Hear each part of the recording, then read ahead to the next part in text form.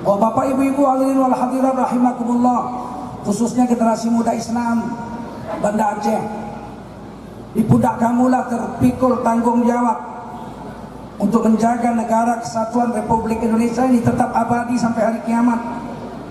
Sejengkal pun tanah air ini tidak boleh diambil asing. Negeri ini merdeka dengan tebusan darah para syuhada, para pejuang-pejuang pribumi 100%. 90% diantaranya adalah kaum muslimin, para ulama-ulama. 10% lagi kongsi-kongsi pribumi yang lain, 5 agama. Kalau yang 90% memerdekakan ini adalah kaum muslimin, tentu kaum muslimin tidak akan mengkhianati perjuangan kemerdekaan Republik Indonesia.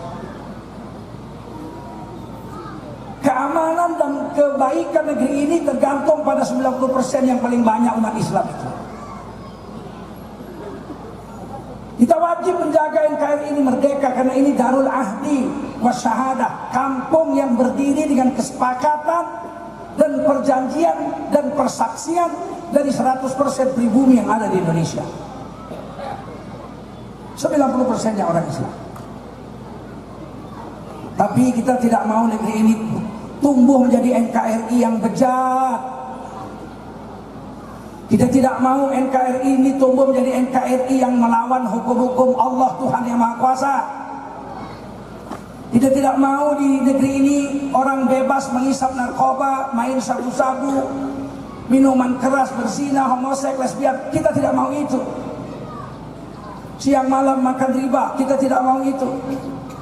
Kita mau negeri NKRI ini adalah negeri yang baldatun thayyibatun wa rabbun ghafur. Betul? Dan itu sudah dituangkan ke dalam Pancasila dan Undang-Undang Dasar 45. Pancasila versi Bung Karno 1 Juni, nomor 1 adalah internasionalisme, nomor 5 adalah ketuhanan dan kebudayaan. Tetapi Panitia Persiapan Kemerdekaan Indonesia PPKI menetapkan pada tanggal 18 Agustus 1945 Pancasila yang dipakai di tanah air Indonesia sampai hari kiamat adalah Pancasila versi pembukaan Undang-Undang Dasar 45 dengan menghapus 7 kata pada sila pertama ketuhanan yang Maha Esa. Waktu itu bunyinya 1, ketuhanan koma dengan kewajiban menjalankan syariat Islam bagi pemeluk-pemeluknya. Diadakan lobby di luar sidang. 2 tokoh kita menolak, termasuk Ki Bagus Hadikusumo dari Muhammadiyah menolak kalau 7 kata itu dihapus.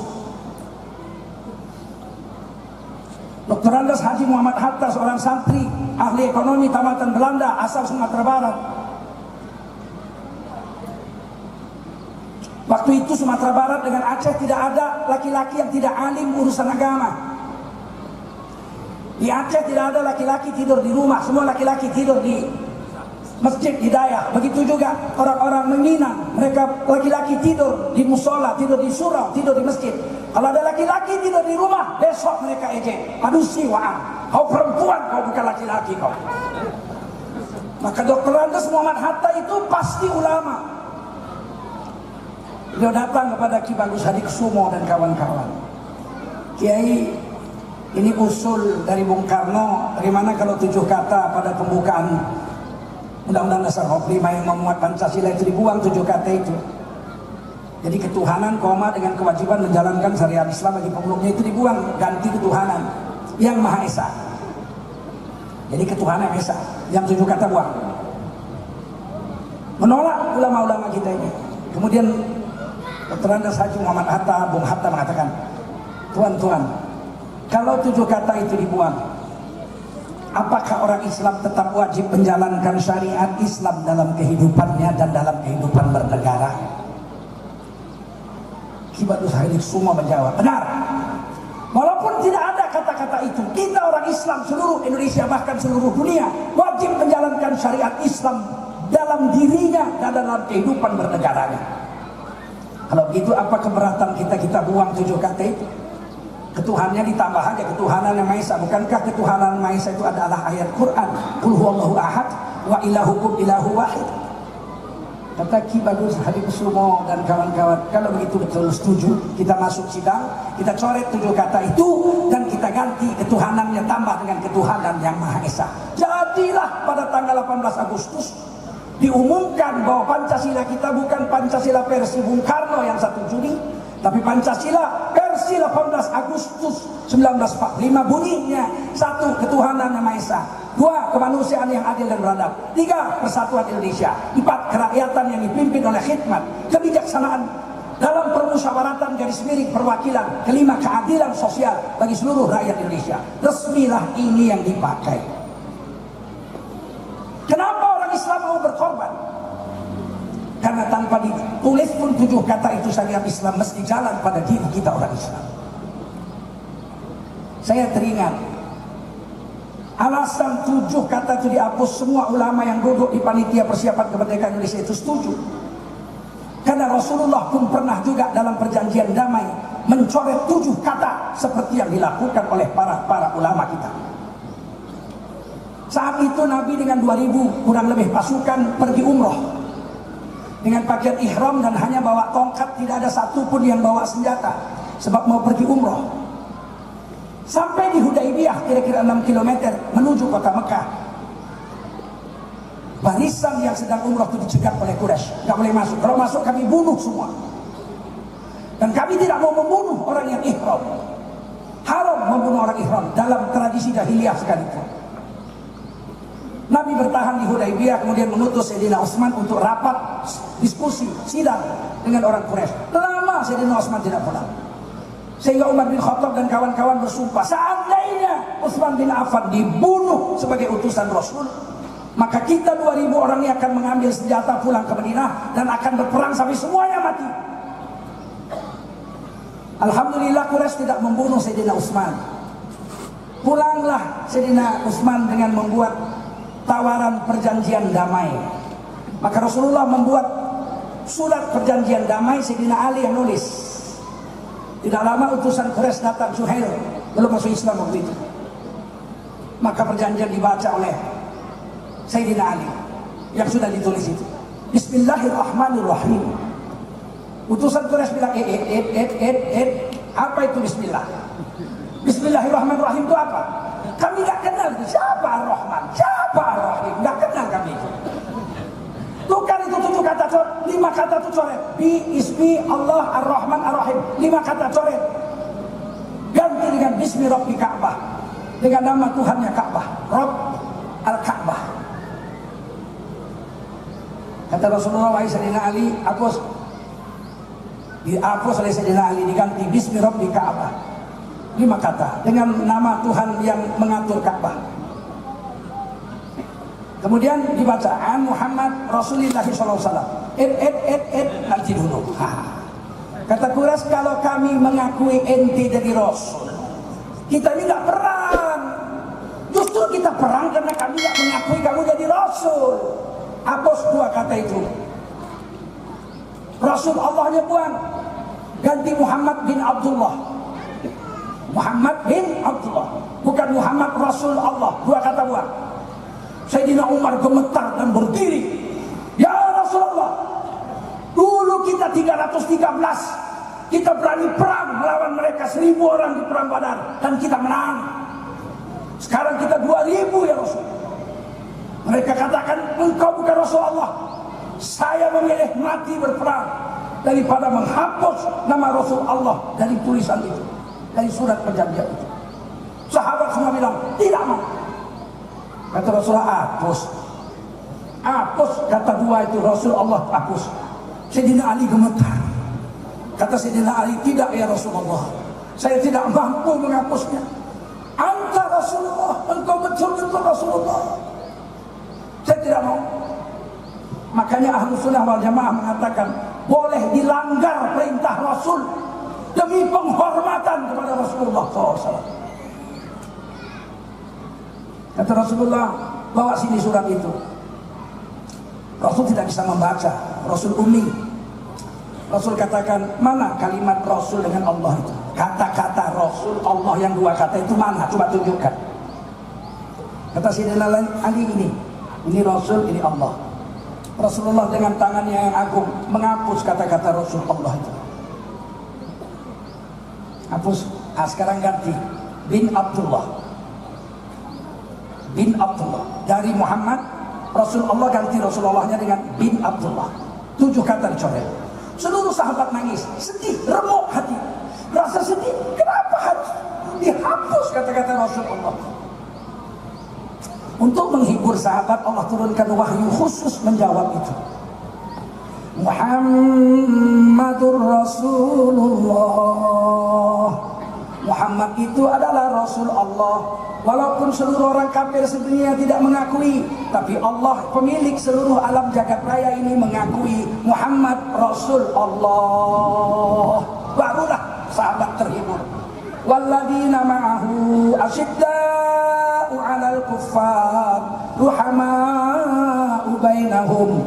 Orang-orang yang bersama Nabi yaitu para sahabat tegas terhadap orang kafir tapi kasih sayang terhadap sesama mereka. Jadi perjanjian damai ditandatangani.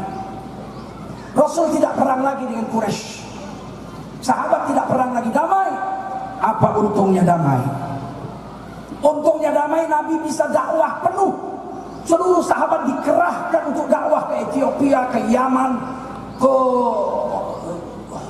Romawi, ke Parsi, semua dikirim utusan-utusan membawa surat Rasulullah. Apa yang terjadi? Perjanjian berakhir, seluruh jazirah Arab telah masuk Islam. Rasulullah datang dengan pasukan 10.000 orang untuk mengambil alih kota Mekah, dan Mekah menyerah kalah tanpa perang di tangan Rasulullah SAW. Tanpa perang Rasulullah sampai ke Mekah. Di perjalanan jumpa Panglima Besar Quraisy, Abu Sufyan. Waktu itu masih kafir. Beliau katakan, ya Nabi, saya masuk Islam. Asyhadu an la ilaha illallah wa anna Muhammadar Rasulullah. Diterima Nabi. Abu Sufyan masuk Islam. Kemudian Abu Sufyan bilang, saya akan pulang ke negeri Mekah. Apa pesan untuk rakyat saya di sana? Saya panglima besarnya. Kata Nabi, 3 umumkan. Siapa masuk ke dalam Ka'bah aman. Siapa mengunci pintu rumah dan jendela rumahnya aman. Dan yang ketiga, siapa masuk rumah Abu Sufyan aman. Nabi tidak menghancurkan harga dirinya. Nabi tetap angkat. Siapa masuk rumah Abu Sufyan aman. Abu Sufyan pulang. Saudara-saudara Quraisy, sesungguhnya Muhammad bin Abdullah telah datang dengan 10.000 pasukan. Tidak akan bisa kita lawan. Oleh karena itu mari kita menjalankan perintahnya, bahwa Islam itu katanya rahmatan lil alamin. Siapa masuk dalam Ka'bah aman, siapa mengunci rumahnya keaman, dan siapa masuk rumah saya Abu Sufyan akan aman. Dapatlah Mekah diambil Nabi. Nabi pun tawaflah. Sebelum tawaf Nabi katakan, ada berapa berhala di dalam Ka'bah? 360. Satu gambar Yesus, 361. Dititipkan oleh orang Arab dari Romawi. Kata Nabi, ukhrujhun, keluarkan patung-patung itu dari dalam Ka'bah. Saya mau sholat dalam Ka'bah. Tidak, kata Nabi, dammirhum, hancurkan itu patung-patung. Sama sekali Nabi tidak bilang begitu. Dammirhum, keluarkan itu patung-patung. Maka dikeluarkanlah patung-patung oleh orang-orang yang punya patung itu sendiri, yang sudah masuk Islam semuanya di tangan Rasul. Karena Nabi tidak ada menyakiti orang. Pada saat itu beberapa orang sahabat berteriak, hadal yaum, ini hari adalah hari pembalasan. Nabi bilang, la, hadal yaum, yaumul marhamah. Hari ini adalah hari kasih sayang. Hari kasih sayang. Turun wahyu, barang siapa mau membalas yang disakiti, balas setimpal. Barang siapa memaafkan, itu lebih baik. Ternyata tidak ada satupun orang yang disakiti membalas kepada orang yang menyakitinya dahulu. Khabbab bin Ararat radhiyallahu anhu diseret di atas bara api sampai seluruh daging dan ototnya terbakar sehingga jadi tengkorak saja di punggungnya itu. Ketika sampai kota Mekah, dia melihat majikan perempuannya yang menyeret dia di dalam bara api itu. Pucat majikannya gemetar. Ini pasti akan membalas, saya akan diseret di api. Tapi Khabbab mengatakan dengan kasih sayang, wahai ibu, saya maafkan engkau karena Allah. Ini perempuan masuk Islam, menjerit semua satu Mekah masuk Islam. Bahkan Hindun, istri Abu Sufyan, yang memakan jantung Sayyidina Hamzah dalam perang Uhud, hati dan jantungnya dibelah, dadanya dimakan oleh Hindun. Hindun pernah bersumpah, demi Allah Tuhan Ka'bah, aku tidak akan masuk Islam sampai mati. Akan tetapi tiba-tiba Hindun masuk Islam. Sahabat-sahabatnya mengatakan mengejek, ya, kau bilang kau gak mau Islam sampai mati, ternyata kau sekarang masuk Islam. Apa kata Hindun, istri Abu Sufyan? Saya tidak pernah mau masuk Islam, tapi detik ini pun aku tidak akan pernah mau masuk Islam. Akan tetapi Islam itulah yang masuk ke dalam hatiku, dan aku tidak kuasa menolaknya, karena keagungan perih kehidupan Nabi dan para sahabat radhiyallahu anhu. Sahabat pun mengadu, ya Rasul, semua patung sudah dikeluarkan, tapi ada satu patung tidak bisa dikeluarkan karena besar sekali, tidak cukup pintu. Ternyata dibuat patung itu baru dibuat dulu dindingnya, namanya Hubal. 3 tahun 35, Nabi umur 35 tahun itu Ka'bah pernah tidak ada dindingnya, kena banjir, hancur.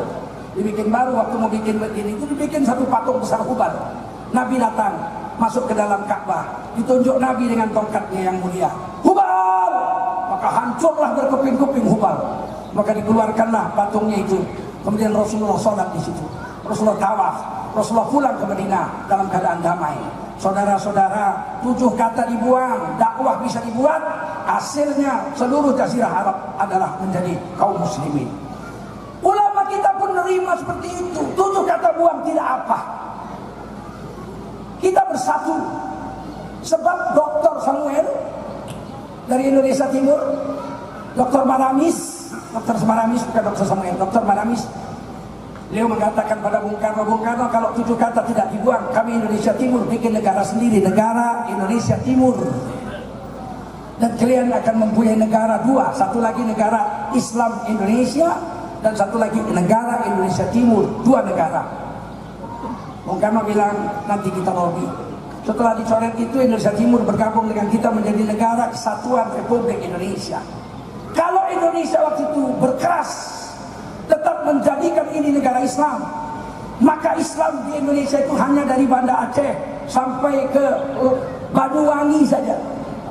Nyebrang Banyuwangi, Bali, NTT, mereka menjadi negara Indonesia Timur.